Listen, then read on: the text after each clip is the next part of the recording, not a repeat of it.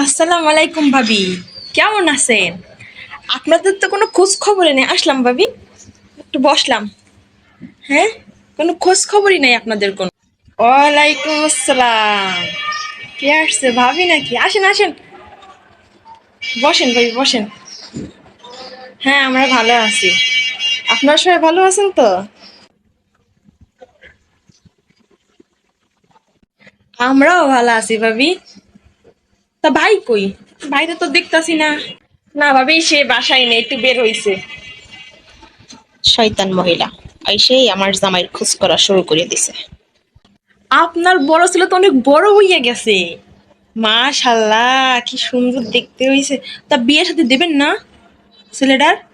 হ্যাঁ ভাবি, মেয়ে খুঁজতাছি বুঝছেন, ভালো মেয়ে পাইলে দিয়া দেবো। তা লক্ষ্মীবন্ত একটা মেয়ে চাই আমাদের, বুঝছেন।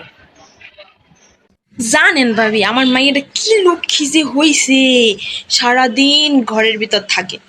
আমার তো কোনো কাজে হাতে দেওয়া লাগে না। আর পড়াশোনার কথা বলবো কি, রাত দিন 24 ঘন্টা পড়ে। আর নিজের ফোনটাও সারাদিন 5 মিনিট চাপে না। সব কয়টা মিথ্যা কথা। আর আমারটারে দেখেন, সে সকাল হইতে ফোন নিয়ে পড়ছে, সারাটা দিন ফোন চালায়। ঘরে একটা কাজেও যদি হাত দেয় এই মেয়ে। দেখছস কি গুণ কয়, দেখছস? শোন এগুলো মন দিয়া। আমা, আন্টি, আপনার মেয়ে যে কি পড়া পড়ে তা তো কলেজে গেলেই দেখতে পাই আমরা।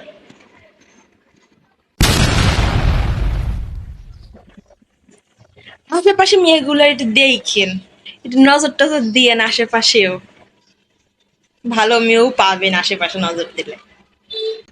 নিজের মেয়েটার আমার ভাইয়ের গাড়ি চাপাই দেওয়ার ধান্দা। আচ্ছা ভাবি, তখন এখন আমি যাই। ভালো থাইকেন। আচ্ছা ভাবি, আবার আইসেন তাইলে, হ্যাঁ? আবার আইসেন। আচ্ছা আম্মু, তুমি ভালো থেকো।